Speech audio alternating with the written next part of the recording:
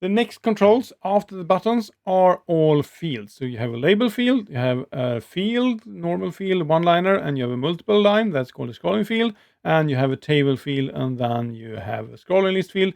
And the last one, the data grid, well, that is not a field, that is a totally different beast. So I'll leave this for now.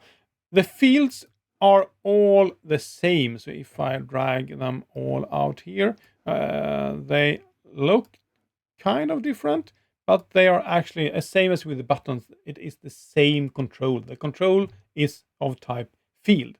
But as you can see on the basic pane here, is that when I click on this one, you see that it changes some kind of the settings. So this is how you create different kind of fields.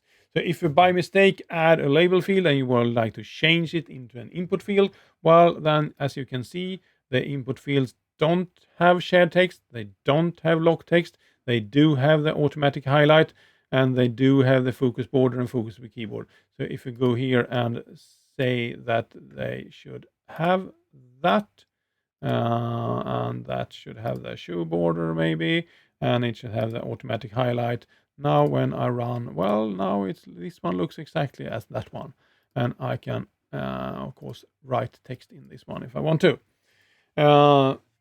So that is fields. Fields are mainly for handling text. You can add images within a field, or you can actually add formatted text into a field. But if we grab this one and make it a little bit bigger so we can at least try to see part of that.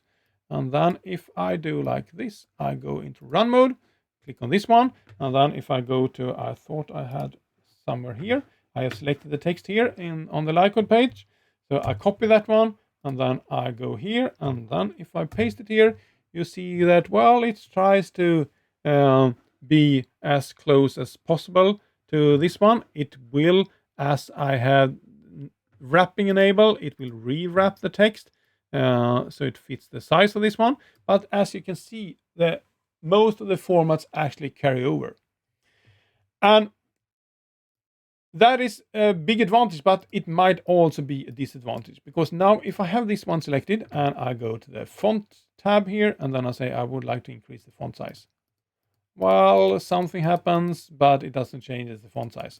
Okay, let's try to change the font to American typewriter, and well, it doesn't change the font into American typewriter.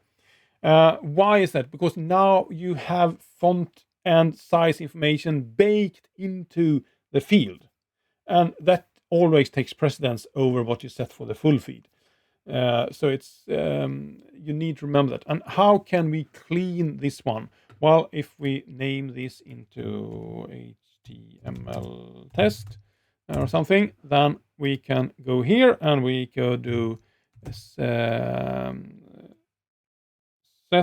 the text of field HTML test to the text of field HTML test.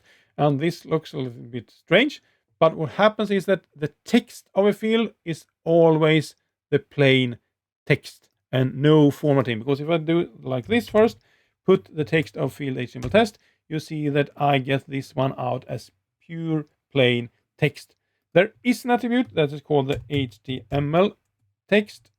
And if I do that, you see that, well, there is a lot of formatting and extra.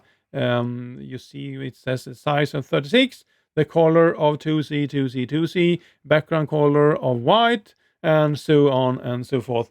So you have a lot of stuff in here. But then if I just grab the text, this one, and then put it back into the field. So what I do is that I do this, set the text of field HTML test to the text of field HTML test.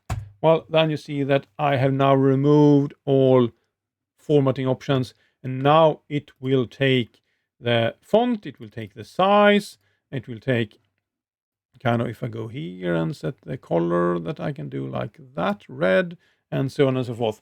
So now I've kind of cleaned away all the formatting for that field. So that is also good to know about fields. They have a lot of settings here, but you can look them all up in the dictionary if you want to. So this is all that I would like to say about fields.